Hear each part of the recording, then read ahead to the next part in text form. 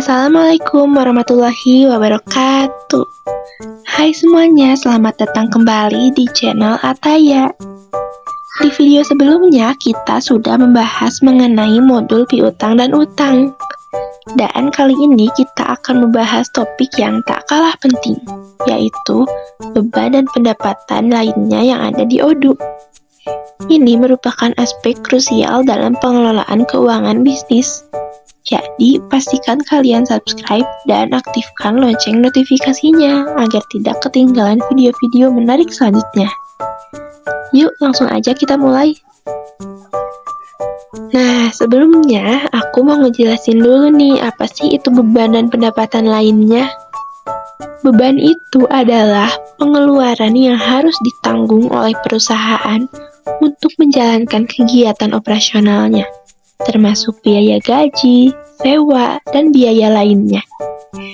Biasanya dokumen ini berasal dari dokumen kwitansi, bukti kas keluar, dan kas kecil. Sedangkan pendapatan lainnya itu adalah pendapatan yang diperoleh dari kegiatan operasional yang tidak menjadi inti atau bukan merupakan kegiatan utama bisnis. Jadi, bukan dari penjualan atas barang atau jasa yang biasanya dilakukan perusahaan.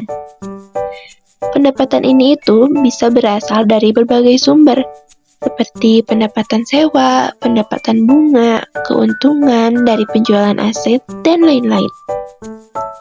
Biasanya, sumber ini itu bisa dilihat dari rekening koran sebuah perusahaan. Itu bisa menjadi sumber dari pendapatan lainnya. Nah, modul beban dan pendapatan lainnya di ODU ini membantu kamu dalam mengelola dan mencatat semua beban dan pendapatan yang tidak termasuk dalam kategori penjualan dan pembelian utama. Berikut ini adalah beberapa fitur penting dari modul beban dan pendapatan lainnya di ODU. Yang pertama ada pencatatan beban operasional. Dengan ODU, kamu dapat mencatat berbagai jenis beban operasional, seperti gaji karyawan, sewa, utilitas, dan pengeluaran lainnya. Setiap kali ada transaksi beban, kamu dapat langsung mencatatnya di sistem, sehingga semua pengeluaran tercatat dengan rapi. Selanjutnya yang kedua ada catatan pendapatan lainnya. Selain mencatat beban, modul ini juga memungkinkan kamu untuk mencatat berbagai jenis pendapatan yang tidak berasal dari penjualan utama. Misalnya, pendapatan dari inventaris, sewa, atau pendapatan bunga. Dengan mencatat semua pendapatan ini, kamu bisa mendapatkan gambaran yang lebih lengkap mengenai sumber-sumber pemasukan bisnis. Selanjutnya, yang ketiga ada fitur pengelolaan anggaran. Modul ini memungkinkan kamu untuk menetapkan anggaran untuk setiap kategori beban dan pendapatan. Kamu bisa membandingkan antara anggaran yang telah ditetapkan dengan realisasi yang terjadi. Ini sangat membantu kamu dalam mengontrol pengeluaran dan memastikan bahwa bisnis tetap dalam jalur yang telah ditentukan. Selanjutnya yang keempat itu ada modul integrasi dengan modul lain.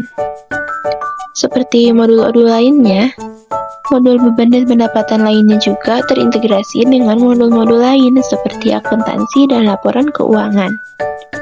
Dengan demikian, setiap transaksi yang kamu catat secara otomatis akan tercermin dalam laporan keuangan tanpa perlu menginput manual. Lalu yang terakhir, yang kelima, yaitu laporan keuangan lengkap. ODU memungkinkan kamu untuk menghasilkan laporan keuangan yang menyeluruh, termasuk laporan laba rugi yang menunjukkan total pendapatan dan beban. Kamu bisa menganalisis kinerja keuangan bisnis kamu dengan lebih baik, sehingga bisa mengambil keputusan yang lebih tepat. Nah, dengan fitur-fitur ini, modul beban dan pendapatan lainnya di ODU memberikan kontrol penuh terhadap arus kas dan kinerja keuangan bisnis kamu. Nah, demikianlah penjelasan mengenai beban dan pendapatan lainnya di ODU. Modul ini itu sangat penting untuk memantau semua pengeluaran dan pemasukan yang terjadi di luar aktivitas penjualan utama kamu. Di video berikutnya, kita akan membahas tentang pengelolaan aset di Odoo. Jadi, jangan lupa untuk subscribe dan aktifkan lonceng notifikasinya agar kalian tidak ketinggalan. Terima kasih sudah menonton dan sampai jumpa di video berikutnya.